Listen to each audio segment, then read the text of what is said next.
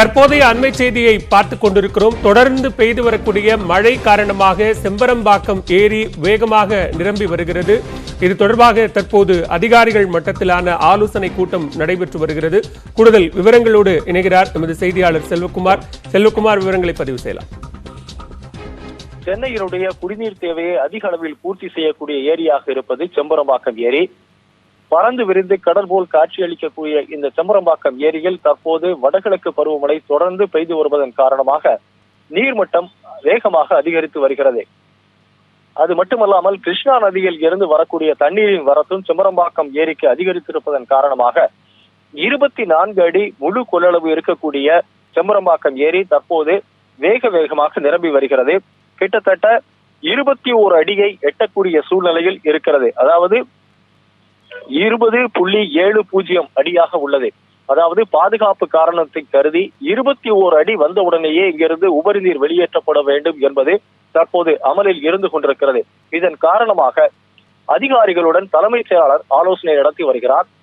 சென்னை, திருவள்ளூர், காஞ்சிபுரம் மற்றும் செங்கல்பட்டு மாவட்டங்களைச் சேர்ந்த வருவாய்த்துறை அதிகாரிகள், பொதுப்பணித்துறை அதிகாரிகள், நீர்வளத்துறை அதிகாரிகள் இதில் பங்கேற்றிருக்கிறார்கள்.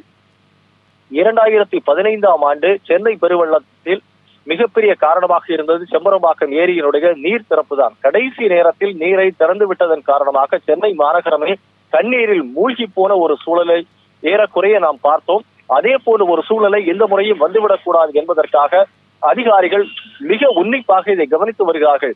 எனவே எந்த நேரத்தில் வேண்டுமானாலும் தண்ணீர் திறப்பதற்கான ஒரு சூழல் இருந்து கொண்டிருக்கிறது. எனவே பாதுகாப்பு காரணங்களை முன்னிறுத்தி பொதுமக்களுக்கு எந்த விதமான ஒரு இடையூறும் ஏற்படாமல் அவர்களை முன்னெச்சரிக்கை நடவடிக்கையாக கரையோர பகுதிகளில் இருக்கக்கூடிய மக்களை அப்புறப்படுத்துவது உள்ளிட்ட பல்வேறு விஷயங்கள் குறித்து தலைமைச் செயலாளர் தற்போது ஆலோசனை நடத்தி வருகிறார். சுமார் 1 மணி நேரத்திற்கு முன்னதாக செம்பரம்பாக்கம் ஏரிக்கே நாம் நேரில் சென்றிருந்தோம். அங்கே பார்த்த காட்சியை பார்க்கிற போது பிரமிப்பாக இருந்தது. அதாவது கடந்த ஒரு 6 மாதங்களுக்கு முன்பு வரை கிட்டத்தட்ட ஒரு வறண்டு போன சூழ்நிலையில் இருந்த செம்பரம்பாக்கம் ஏரி தற்போது நிரம்பி வழிந்து கொண்டிருக்கிறது. பறந்து விரிந்து கடல் போல் காட்சியளிக்கக்கூடிய இந்த ஏரியினுடைய நீர்மட்டம் இன்று இரவுக்குள் கூட தன்னுடைய முழு கொள்ளளவை எட்டக்கூடிய ஒரு சூழ்நிலையை இருப்பதன் காரணமாக தலைமைச் செயலாளர் அவசரமாக மிக முக்கிய அதிகாரிகளுடன் தற்போது ஆலோசனை நடத்தி வருகிறார். செல்வகுமார், நீங்க குறிப்பிட்டது போல கடந்த கால படிப்பினைகளை கொண்டு இந்த முன்னெச்சரிக்கை நடவடிக்கைகளை மேற்கொள்ள வேண்டியது கட்டாயம். ஒருவேளை செம்பரம்பாக்கம் ஏரி திறக்கப்படும் பட்சத்தில் கரையோர பகுதிகள் அப்படின்னு பட்டியலிடுற எந்தெந்த பகுதிகளுக்கு பாதிப்புகள் அதிகமாக இருக்கும்? ஏற்கனவே இந்த மழை வெள்ளம் காரணமாக கொசத்தலை ஆறு மற்றும் அடையாறு ஆற்றங்கரையோரம் இருக்கக்கூடிய தாம்பரம், முடிச்சூர், உடுவாஞ்சேரி உள்ளிட்ட பகுதிகள், அதே போன்று சைதாப்பேட்டை போன்ற பகுதிகள், அடையாறு பகுதிகள், கோடம்பாக்கம், அதே போன்று கிண்டி போன்ற பல்வேறு இடங்களில் அடையாறு மற்றும் கொசத்தலை ஆறுகள் பாய்ந்து வரக்கூடிய அனைத்து பகுதிகளிலும் இருக்கக்கூடிய இடங்கள் என்பது மிகவும் ஒரு அச்சத்தை ஏற்படுத்தக்கூடிய கரையோர பகுதிகள். எனவே அங்கே இருக்கக்கூடிய மக்களை இன்று இரவுக்குள் தண்ணீர் திறந்து விடுவதோ அல்லது நாளை தண்ணீர் திறந்து விடுவதற்கான வாய்ப்புகள் இருந்தால் முன்கூட்டியே தண்டோரா மூலமாக அறிவிக்கப்பட்டு காவல்துறை உதவியுடன் பொதுப்பணித்துறை மற்றும் வருவாய்த்துறையில் அனைவரும் இணைந்து மக்களை அப்புறப்படுத்துவதற்கான ஒரு சூழல் இருந்து கொண்டிருக்கிறது. சென்னையை பொறுத்தவரையில் தற்போது மழையினுடைய வேகமும் அதிகரித்து காணப்படுகிறது. காலையில் இருந்தே இருந்த மழை தற்போது கொஞ்சம் வேகம் எடுத்திருக்கிறது. எனவே வேகமாக நீர்மட்டம் உயர்ந்து வருவதன் காரணமாக மிகப்பெரிய அளவிலான ஒரு பாதிப்பு ஏற்படாமல் மக்களை பாதுகாப்பாக அப்புறப்படுத்துவதற்கான ஆலோசனைகளை தான் தற்போது தலைமைச் செயலாளர் மேற்கொண்டு வருகிறார். பாலா, செம்பரம்பாக்கம் ஏரி தொடர்ந்து தன்னுடைய கொள்ளளவை எட்டுவதற்காக வேகமாக நிரம்பி வருகிறது. இந்நிலையில் தற்போது தலைமைச் செயலாளர் பொதுப்பணித்துறை அதிகாரிகளுடன் ஆலோசனை நடத்தி கொண்டிருக்கிறார். அதே நேரத்தில் காஞ்சிபுரம், செங்கல்பட்டு உள்ளிட்ட மாவட்ட ஆட்சியர்களுடனும் அவர் காணொலி வாயிலாக ஆலோசனை நடத்தி கொண்டிருக்கிறார். செல்வகுமார், தற்போது காஞ்சிபுரம், செங்கல்பட்டு உள்ளிட்ட மற்ற மாவட்டங்களில் இருக்கக்கூடிய ஏரிகளும் மிக வேகமாக நிரம்பி வருகிறது. செம்பரம்பாக்கம் ஏரி திறக்கப்படும் அளவு, அதாவது இப்போ அதனுடைய வரத்து மற்றும் திறக்கப்படும் அளவு என்பது சரியான அளவுல இருக்கிறதா?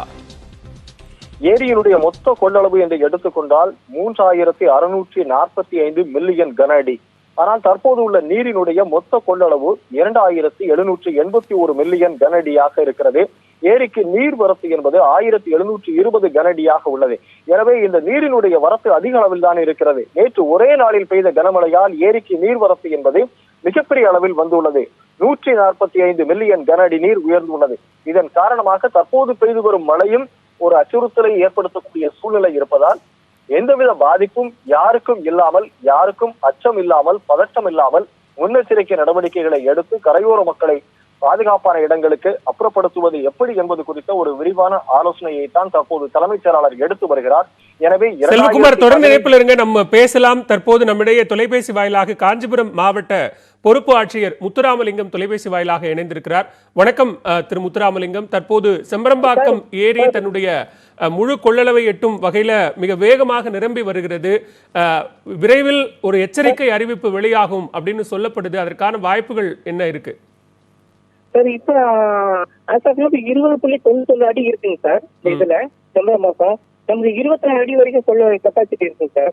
இப்ப 20.91 ஃபீட் தான் இருக்கு சார். நம்ம மலையில இதை பொறுத்துதான் சார் பிடபிள்யூ டிசைட் பண்ணுவாங்க.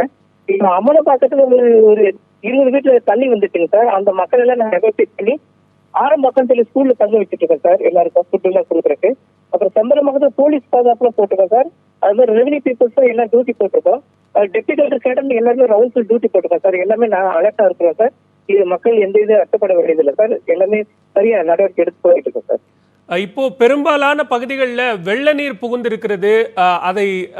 அதையெல்லாம் வடிப்பதற்கான முயற்சிகள், நடவடிக்கைகள் அப்படிங்கிறது எந்த அளவுக்கு இருக்கு? ஏன்னா பெரும்பாலான இடங்கள்ல சாலைகளே தெரியாத அளவுக்கு மழை வெள்ளம் அங்க இருக்கக்கூடிய நிலை. எல்லா இதுலயும் வீடியோஸ் மூலமா நாங்க பம்பு வச்சு எல்லா தண்ணீரை நாங்க வெளியேற்றிட்டோம் சார்.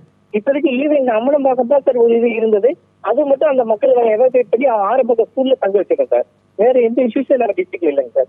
எல்லாமே நார்மலா இருக்கு சார். சார், செம்பரம்பாக்கம் ஏரி அப்படின்னு ஒண்ணு சென்னை மக்களுக்கான மிகப்பெரிய அச்சம் என்பது கடந்த காலத்துல ஏற்பட்ட வெள்ளம் அப்படிங்கிறது தான். அது ஏரி திறந்து விடப்பட்டதால் தான் சென்னையில பெரும்பாலான பகுதிகளில் வெள்ளம் வந்து நிறைய பாதிப்புகளை சந்திச்சாங்க மக்கள். இந்த முறை அந்த மாதிரியான எந்த பாதிப்பும் ஏற்படாத வகையில உரிய முன்னெச்சரிக்கை நடவடிக்கை எடுக்கப்படுமா சார்? கண்டிப்பா சார். இப்ப அந்த மாதிரி இஷ்யூஸ் தான் இப்ப நம்ம கண்ட்ரோல்ல தான் சார் இருக்கு. 20.91 அடி தான் சார் இருக்கு. ஸோ நம்ம 24 அடி வரைக்கும் இருக்குங்க சார். ஒன்னும் இஷ்யூஸ் வராதுங்க சார்.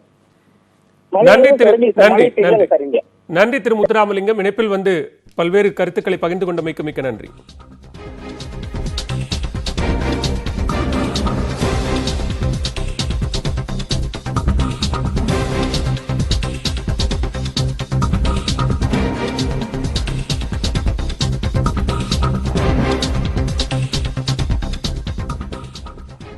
வளிமண்டல மேலடுக்கு சுழற்சி காரணமாக அடுத்த 24 மணி நேரத்தில் கடலூர், நாகை, மயிலாடுதுறை உள்ளிட்ட 16 மாவட்டங்களில் கனமழை பெய்யும் என சென்னை வானிலை ஆய்வு மையம் தெரிவித்துள்ளது. கடந்த 24 மணி நேரத்தில் தமிழகம் மற்றும் புதுச்சேரியில் வடகிழக்கு பருவமழை தீவிரமடைந்துள்ளதாக வானிலை மையம் குறிப்பிட்டுள்ளது. குமரிக்கடல் முதல் வட தமிழக கடற்கரை வரை வளிமண்டல மேலடுக்கு சுழற்சி நிலவுவதால் அடுத்த 24 மணி நேரத்தில் கடலூர், நாகை, மயிலாடுதுறை, தூத்துக்குடி, விழுப்புரம், தஞ்சை, திருவாரூர், புதுக்கோட்டை, அரியலூர், பெரம்பலூர், திருவாரூர் உள்ளிட்ட 16 மாவட்டங்களில் மழை பெய்யும் என்று தெரிவிக்கப்பட்டுள்ளது. அடுத்த 2 நாட்களுக்கு புதுச்சேரி, காரைக்காலில் மழை தொடரும் என வானிலை மையம் குறிப்பிட்டுள்ளது. சென்னை மற்றும் அதன் புறநகர் பகுதிகளில் இடைவெளி விட்டு மழை தொடரும் என்றும் சில பகுதிகளில் கனமழை பெய்யும் என்றும் தெரிவிக்கப்பட்டுள்ளது. கடந்த 24 மணி நேரத்தில் ஸ்ரீபெரும்புதூரில் 18 சென்டிமீட்டரும், காஞ்சிபுரத்தில் 16 சென்டிமீட்டர் மழையும் பதிவாகியுள்ளதாக வானிலை ஆய்வு மையம் குறிப்பிட்டுள்ளது. அடுத்த வரும் 24 மணி நேரத்திற்கு புதுச்சேரி, கடலூர், நாகப்பட்டினம், மயிலாடுதுறை மற்றும் தூத்துக்குடி மாவட்டங்களில் ஓரிரு இடங்களில் கனமுதல் மிக கனமழையும், விழுப்புரம், தஞ்சாவூர், திருவாரூர், புதுக்கோட்டை, பெரம்பலூர், அரியலூர், மதுரை, ராமநாதபுரம், திருவண்ணாமலை, கள்ளக்குறிச்சி, சிவகங்கை மற்றும் நெல்லை மாவட்டங்களில் ஓரிரு இடங்களில் கனமழையும் பெய்யக்கூடும். சென்னை மற்றும் புறநகர் பகுதிகளில் இடைவெளி விட்டு மழை தொடரும். சில பகுதிகளில் கனமழையாக இருக்கும். கொசஸ்தலை ஆற்றில் ஏற்பட்ட வெள்ளப்பெருக்கு காரணமாக திருவள்ளூர் மாவட்டம் பள்ளிப்பட்டு அருகே உள்ள ஆற்று தரைப்பாலங்கள் நீரில் மூழ்கின. ஆற்றில் தொடர்ந்து நீர்வரத்து அதிகரித்துள்ளதால் சுரக்காப்பேட்டை, சாமந்தவாடா, நெடியம், விடியங்காடு உள்ளிட்ட தரைப்பாலங்கள் நீரில் மூழ்கின. வெள்ள அபாய எச்சரிக்கையை மீறி சிலர் ஆபத்தை உணராமல் ஆற்று தரைப்பாலத்தை கடந்து செல்வதாகவும் சிறுவர்கள் மீன்பிடிப்பதாகவும் பொதுமக்கள் குற்றம் சாட்டியுள்ளனர்.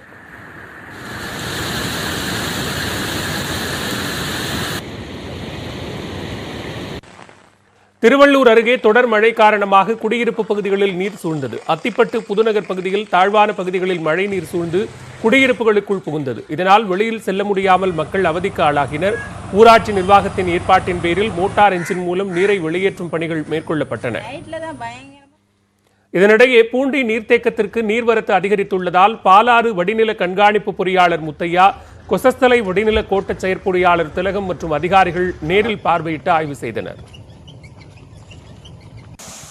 செங்கல்பட்டு மாவட்டம் கூடுவாஞ்சேரி சுற்றுவட்டார பகுதிகளில் விடிய விடிய பெய்த கனமழையால் குடியிருப்பு பகுதிகளுக்குள் மழைநீர் புகுந்தது. குறிப்பாக விஷ்ணுபிரியா நகர், சௌபாகியா நகர், சுப்பிரமணியபுரம் ஆகிய பகுதிகளில் மழைநீர் சூழ்ந்ததால் பொதுமக்கள் வீட்டை விட்டு வெளியே செல்ல முடியாமல் கடும் அவதிக்கு ஆளாகி வருகின்றனர். பெருமாட்டு நல்லூர், நந்திவரம் உள்ளிட்ட பகுதிகளில் சாலைகளில் மழைநீர் பெருக்கெடுத்து ஓடுவதால் வாகனங்கள் ஊர்ந்து செல்லும் நிலை ஏற்பட்டுள்ளது. திருவண்ணாமலை மாவட்டம் ஆரணி மற்றும் சுற்றுவட்டார பகுதிகளான கண்ணமங்கலம், சேவூர், இரும்பேடு உள்ளிட்ட பகுதிகளில் பலத்த மழை பெய்தது. தொடர் மழையால் அங்குள்ள ஏரி குளங்கள் வேகமாக நிரம்பி வருகின்றன. திருவண்ணாமலை மாவட்டம் ஜவ்வாது மலையில் கடந்த 4 நாட்களாக கனமழை பெய்ததால் ஆரணி அருகே கண்ணமங்கலம் நாகநதி ஆற்றில் 2 ஆண்டுகளுக்கு பின்னர் வெள்ளப்பெருக்கு ஏற்பட்டது. நதியில் தண்ணீர் அதிக அளவில் செல்வதால் கண்ணமங்கலத்தை சுற்றியுள்ள 30க்கும் மேற்பட்ட ஏரிகள் நிரம்ப வாய்ப்புள்ளது. இதனால் விவசாயிகள் மகிழ்ச்சி அடைந்துள்ளனர்.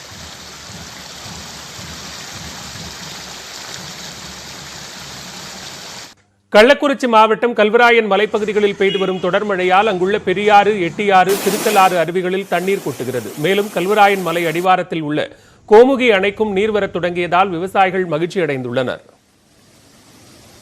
தூத்துக்குடி மாவட்டம் கோவில்பட்டி நகரில் பலத்த மழை பெய்து வருகிறது. சாலைகளில் மழைநீர் வெள்ளம் போல் பெருக்கெடுத்து ஓடுகிறது. நகராட்சிக்கு சொந்தமான மார்க்கெட்டுக்குள் வெள்ள நீர் புகுந்துள்ளதால் வியாபாரிகள், பொதுமக்கள் அவதியடைந்துள்ளனர். இதனிடையே தூத்துக்குடியில் கொட்டும் மழையையும் பொருட்படுத்தாமல் சாலையில் நின்று போக்குவரத்தை சரி செய்த போக்குவரத்து காவலர் முத்துராஜின் வீடியோ சமூக வலைதளங்களில் பாராட்டுக்களை பெற்று வருகிறது. முக்கிய சந்திப்பான விவிடி சிக்னல் சந்திப்பில் மழையால் பல இடங்களில் சிக்னல் வேலை செய்யவில்லை. எனினும் தன்னலமின்றி வேலை செய்த முத்துராஜை தூத்துக்குடி மாவட்ட காவல் கண்காணிப்பாளர் ஜெயக்குமார் பாராட்டினார். விருதுநகர் மற்றும் அதன் சுற்றுவட்டார பகுதிகளான முத்துராமன்பட்டி, அல்லம்பட்டி, பாத்திமா நகர், வில்லிபத்திரி, சூலக்கரை, கருப்பம்பட்டி உள்ளிட்ட இடங்களில் இன்று காலை முதல் கனமழை பெய்து வருகிறது. சுமார் 3 மணி நேரத்திற்கு மேலாக கனமழை பெய்து வருவதால் அப்பகுதிகளில் குளிர்ச்சியான சூழல் நிலவுகிறது. தமிழகத்தில் வடகிழக்கு பருவமழை தீவிரமடைந்துள்ளதால் பொதுமக்கள் ஆற்றில் குளிக்கவோ கரையை கடக்கவோ வேண்டாம் என தமிழ்நாடு பேரிடர் மேலாண்மை முகமை தெரிவித்துள்ளது. இது தொடர்பாக பேரிடர் மேலாண்மை முகமை வெளியிட்டுள்ள அறிக்கையில் தமிழகத்தில் தொடர்ந்து மழை பெய்து வருவதால் பொதுமக்கள் பழைய கட்டிடங்களில் தங்குவதோ அருகில் செல்லவோ வேண்டாம் என்று அறிவுறுத்தப்பட்டுள்ளது. பழைய கட்டிடங்களில் தங்கியிருப்பவர்கள் உடனடியாக வெளியேறி பாதுகாப்பான இடங்களுக்கு செல்ல வேண்டும் என்றும் அந்த அறிக்கையில் கூறப்பட்டுள்ளது.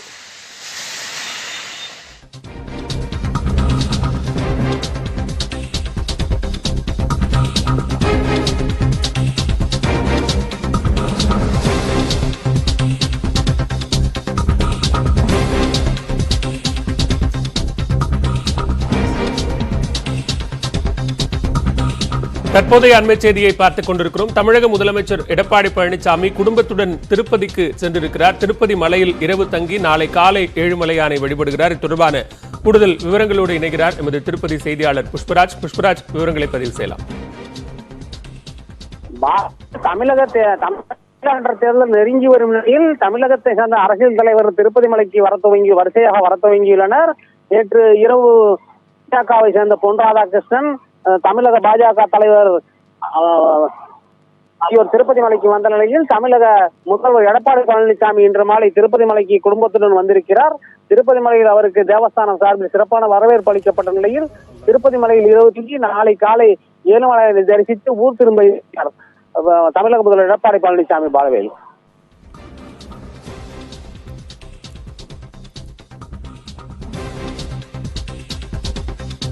தமிழக முதலமைச்சர் எடப்பாடி பழனிசாமி குடும்பத்துடன் திருப்பதி சென்றிருக்கிறார். இன்று இரவு திருப்பதியில் தங்கி நாளை காலை ஏழுமலையானை தரிசனம் செய்ய இருக்கிறார். முதலமைச்சர் எடப்பாடி பழனிசாமிக்கு தேவஸ்தான அதிகாரிகள் வரவேற்பு அளித்திருக்கிறார்கள்.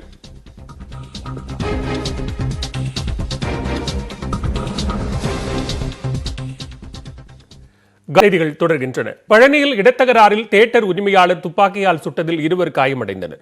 பழனி அப்பர் தெருவில் 1 கோடி ரூபாய் மதிப்பிலான இடம் தொடர்பாக வள்ளுவர் தியேட்டர் உரிமையாளர் நடராஜுக்கும் இளங்கோவன் குடும்பத்தினருக்கும் இடையே முன்பகை இருந்து வந்தது. இது தொடர்பாக இரு தரப்பினரும் நீதிமன்றத்தை நாடினாலும் அவ்வப்போது தகராறும் ஏற்பட்டது. இந்நிலையில் சம்பவத்தன்று பிரச்சனைக்குரிய இடத்தில் வேலை செய்வதற்காக இளங்கோவனின் உறவினர்கள் பழனிசாமி மற்றும் சுப்பிரமணி ஆகியோர் சென்றனர். இதனால் ஆத்திரமடைந்த 75 வயதான முதியவர் நடராஜ் தனது உரிமம் பெற்ற துப்பாக்கியை எடுத்து இருவரையும் சுட்டார். இதன் சிசிடிவி காட்சிகள் வெளியாகி காண்போரை அதிர்ச்சிக்கு உள்ளாக்கியது.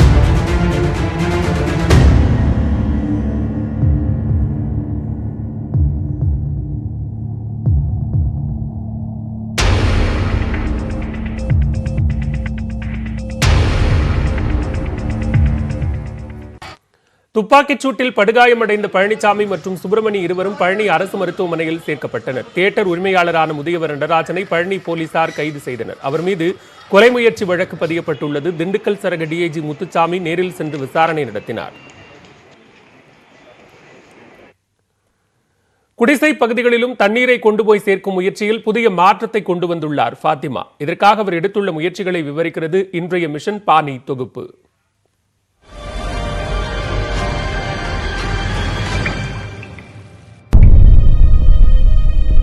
मेरा नाम फातिमा है। मैं पश्चिम बंगाल की रहने वाली हूँ। 2000 सन में मैं दिल्ली आई थी। यहाँ पे बड़ी समस्याएं थी। उस टाइम 4 टैंकर आते थे, पानी का बड़ी मारामार होता था और ना तो कोई शौचालय था ना कुछ था। लोगों को इतना गंदा पानी लोगों को पीना पड़ता था। The residents of this slum understand how precious water really is, and that's why they do everything they can to conserve every single drop. चल के जाके तभी तो प्रॉब्लम सोल्व होता है। दिल्ली जल बोर्ड हमें नहीं जानता था। अगर वो जानता भी है तो एनजीओ फोर्स के द्वारा और वाटर एड के द्वारा ही जानता है। काम करने के लिए मुझे एक समिति बनानी होती है और जिस समिति का ये अध्यय है कि वह उस बस्ती को वाटर सिक्योर बनाए, कि पानी की कोई भी उसकी जो समस्या है उस समस्या को हमारे साथ रहते भी खत्म करें और जब हम ना रहें तो भी उस पर काम करती रहे बराबर। हमें पता है जो 4 दीवारी के अंदर में रहेंगे तो 4 दीवारी का बात ही पता लग जाएगा, फिर आगे का बात पता हमें नहीं लग सकता है। तो हम जब निकले फिर इनका पास भागे, फिर उन्होंने हमें रास्ता बताया, बेटा ऐसे नहीं ऐसे काम करना चाहिए। उसका बाद जो है हम यहाँ से काफ़ी सारे महिला भी ले लेके भागे हैं। जो क्यों नहीं, जब हमारा हक हमें क्यों नहीं दिया जाता है। जब इतने सारे महिला गए हैं तो सुनवाई भी किया है। परमिशन लेके गए तो वहीं बैठ जाते थे, क्योंकि एक दरवाज़ा अगर हम 10 बार खटखटाएंगे तो एक बार तो ज़रूर सुनेगा। तो जब पाइपलाइन हुआ वाटर एड के थ्रू तो मतलब लोगों का घर तक मिला है। पानी की बचत करेंगे तभी तो जीवन बचेगा, और जीवन बचेगा तभी तो जल बनेगा। இளநிலை மருத்துவ படிப்புகளுக்கான தரவரிசை பட்டியல் வெளியானது. கலந்தாய்வு நாளை மறுநாள் முதல் தொடங்குகிறது. இளநிலை மருத்துவ படிப்புகளுக்கான தரவரிசை பட்டியலை அமைச்சர் விஜயபாஸ்கர் வெளியிட்டார். இதில் ஈரோடு மாவட்டத்தைச் சேர்ந்த ஸ்ரீஜன் 710 மதிப்பெண்களுடன் முதலிடமும், நாமக்கல் மாவட்டத்தைச் சேர்ந்த மோகனபிரபா 705 மதிப்பெண்களுடன் இரண்டாவது இடமும், சென்னையைச் சேர்ந்த ஸ்வேதா 701 மதிப்பெண்களுடன் மூன்றாவது இடமும் பிடித்துள்ளனர். பட்டியலை வெளியிட்டு பேசிய அமைச்சர், பெறப்பட்ட 24,712 விண்ணப்பங்களில் 23,707 விண்ணப்பங்கள் ஏற்றுக்கொள்ளப்பட்டது என்றார். இதில் நடப்பு கல்வியாண்டில் பயின்ற மாணவர்கள் 9,596 என்றும் பழைய மாணவர்கள் 14,111 என்றும் அமைச்சர் தெரிவித்தார். கலந்தாய்வு 18ஆம் தேதி நேரு விளையாட்டு அரங்கில் நடைபெறும் என்றும் அமைச்சர் விஜயபாஸ்கர் தெரிவித்தார். மேலும் பல்வேறு செய்திகளை உடனுக்குடன் தெரிந்து கொள்ள நியூஸ் 18 தமிழ்நாடு தொலைக்காட்சியின் Facebook, Twitter மற்றும் YouTube உள்ளிட்ட வலைதள பக்கங்களை பார்க்கவும்.